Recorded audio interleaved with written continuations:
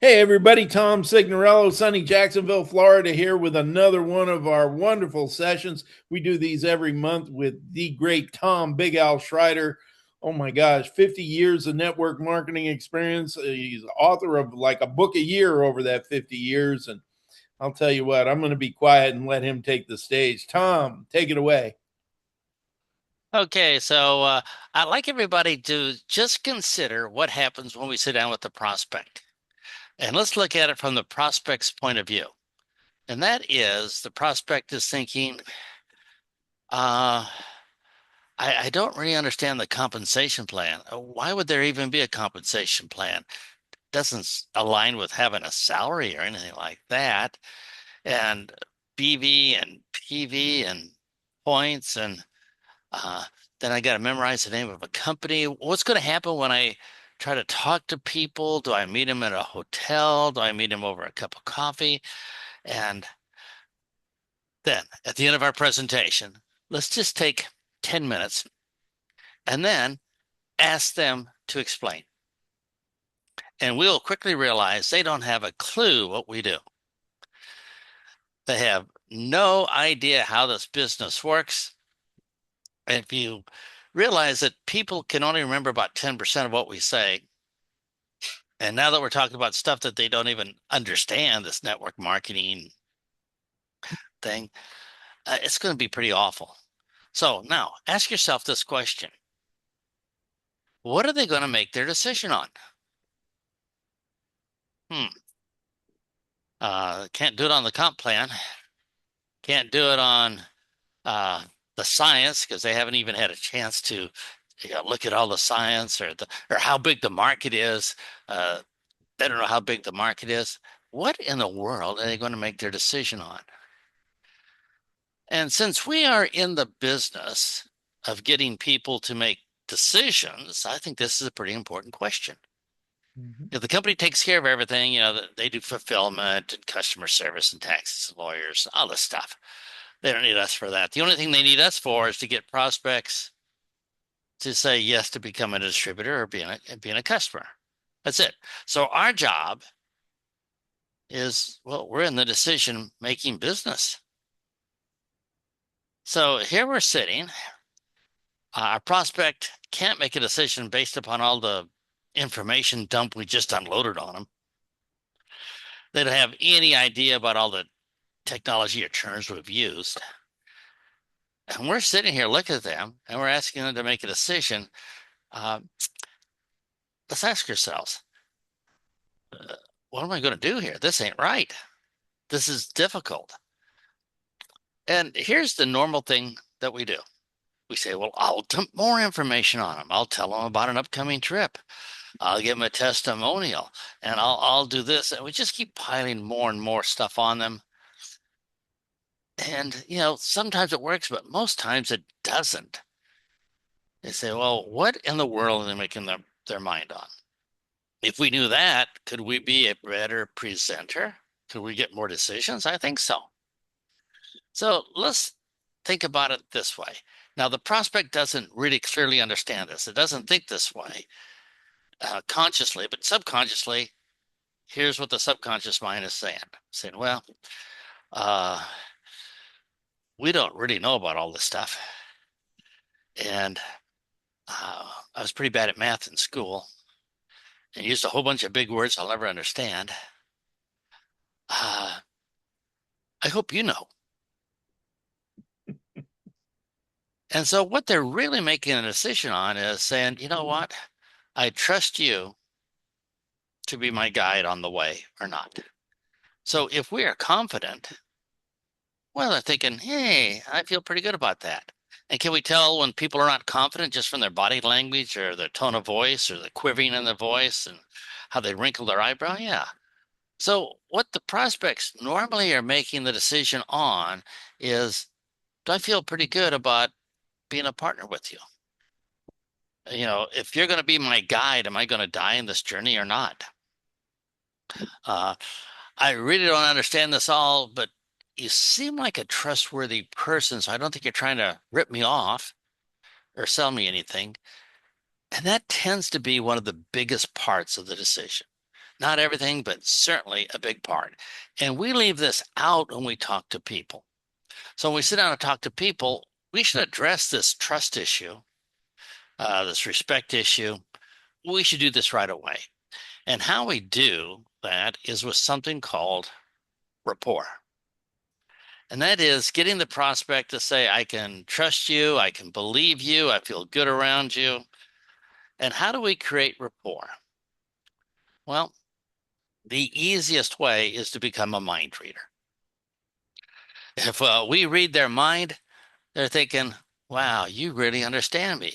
You understand my problem. I can trust you. You know how I feel. And that's pretty easy to do because most prospects have the same problems. For instance, they have a job that interferes with their week. They're underpaid. They're never appreciated. They lack recognition. They want to do more with their life. They want some time freedom. Most of them have the same wants. So, with just a little bit of time, we can create this bond or this trust. So now when we do this information dump, they say, well, I don't understand it all, but coming from you, it's probably okay. So, how do you want to build this rapport really quick? Well, here's a mind reading trick that's pretty easy. Uh, just tell them one fact that they probably already believe, and they say, you and I think the same. If you and I think the same, I could probably trust you. Probably going to make the same decision on the same data. So, what are some facts that we could say? We could probably start by saying, jobs interfere with our week, or we'll never get rich by working a job, or getting up on Monday mornings is just really tough. We love our family, but we don't get much chance to spend time with them. We want a business, but we don't want all the paperwork and headaches. They say, oh, so if I just do a little bit of this before I do this massive information dump and show them slides that they don't care about and send them to a company video, if I just do this first, they're going to be in a pretty good headspace where they're going to say, coming from you, this is probably okay. So let's just think for a moment from our prospect's point of view. There's no way that they can comprehend how awesome our businesses are. They don't have the background. They haven't been around as long as we have, but we can get them to trust us. And you say, okay, I think I got that. From now on, before I do my stupid information dump that they'll never understand and they won't remember and can't repeat to their spouse, before I do that, I'll just spend a little bit of time to make sure that they trust me, kind of feel that maybe I'm competent, that I know what I'm doing. That'll be a good partner for them because they're going to have a lack of confidence, don't know what they're doing when they get started. But if I do, they're going to say, well, as long as I'm on your coattails, that's going to work pretty good for me. Mhm. So just think of all the things that we can say as opening statements in the first 15 or 30 seconds that would make them feel good. And you say, well, that sounds pretty good, but I'm a little bit more of a pro. Can I take it up a level? Of course. So here's a little statement that you could say. If you are like most people, everybody says, well, of course I'm like most people. Uh, as soon as you say that, they say, well, you're reading my mind. All right. So if you're like most people, comma, you're probably wondering, or you're probably thinking, I go, oh, I'm probably thinking. And then you're going to read their mind. What are they thinking? How long is this presentation going to last? Or is this going to be a way for me to get rid of commuting to work? Or if business is risky, just tell them a little bit what they're probably thinking, and they're going to say, wow, you understand me. You're inside my head. We think the same way. We're best friends forever. That's a nice way of starting. So just remember, if you're like most people, you're probably thinking.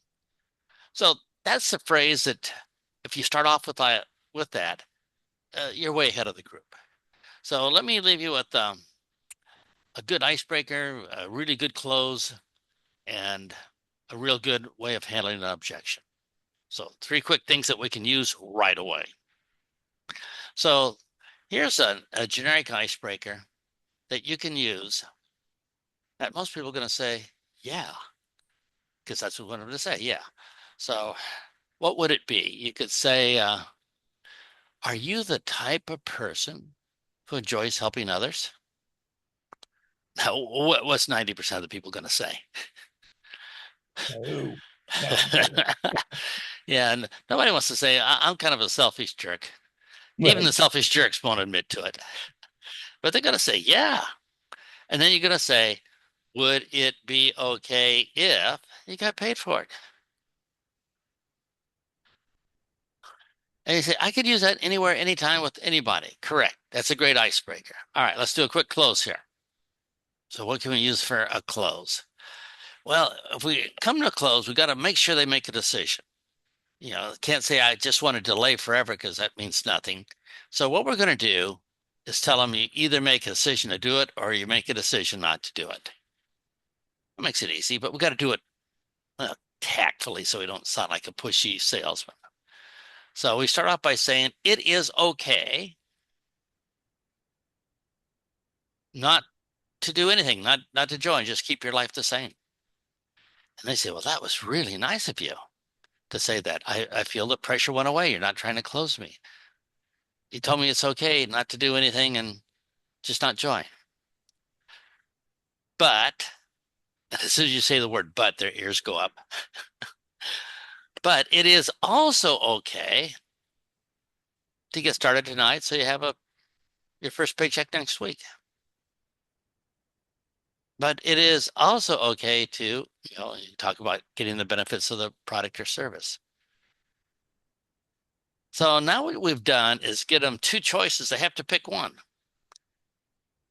And when they pick one, a decision's been made. There's no rejection for us. It's just a nice way of closing and wrapping it up. And when you say it is okay, somehow they just say, I like that. I feel good.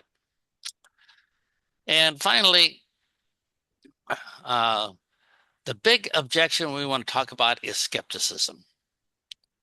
So when you get started, you're going to have people saying, nobody I know uses vitamins, or nobody I know has any friends, or nobody I know would ever join, or uh, nobody, nobody, nobody. So we can start off our opportunity meeting or presentation by saying this, everybody. But of course, they're going to say, well, you've lost credibility already. That's your first lie. But when we tell them that not everybody, they say, wait a minute, you're being pretty honest about this. You're telling me the negative. So this is called the half objection. You start by saying half of the people don't want a business. Half of the people never try anything. Half the people don't want to take care of their health and they spend the time drinking beer while eating donuts. Or half the people, when you start out by telling them that half don't even qualify, we've kind of built a good rapport, a good belief. Plus, we've taken away that objection so they can't bring it up later. And then you say, but the other half want here's the key word, shortcut. Mm. Now, as soon as you say shortcut, their brain lights up. Shortcut, oh man, I'm made for shortcuts. I like shortcuts. That's the best thing ever. But the other half want a shortcut, but don't know how, and we help those people. I say, wow. So I'm not a salesman. I'm not convincing people. I'm just taking the volunteer who want to know the shortcut, and I help them out. And he says, yeah. And with that, we've handled the objection of being skeptical that there's no market, nobody will ever want this, it's going to be difficult, etc. So how would it sound? Let's just pick a diet product because, well, you and I can't relate, Tom, but maybe other people can. We might, let's say you sold a diet product, you would say, half the people in the world will never ever go on a diet. They just enjoy feeding their faces. They don't care about their health. They just love eating. It's a social thing, and it is okay. Leave them alone. They are happy where they are. We want people to be happy. But the other half would like to lose weight, but it's so hard with exercise. It's so hard finding time to go to the gym and eating funny foods and lawnmower clippings. And, it's just terrible. And what they're looking for is a shortcut because they're busy. Well, we help these people with a shortcut. Hmm.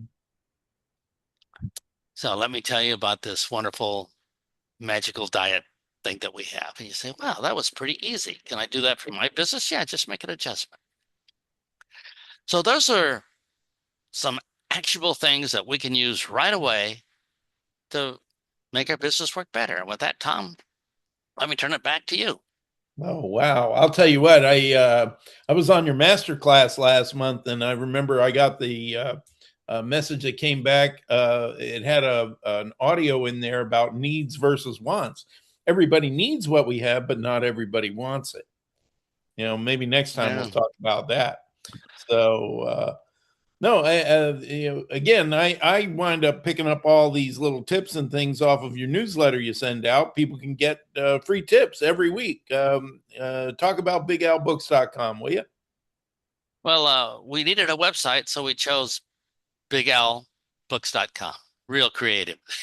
but but if you go to bigalbooks.com, somewhere there you can find a sign up for the newsletter. And twice a week you get some free tips of just cool stuff to say.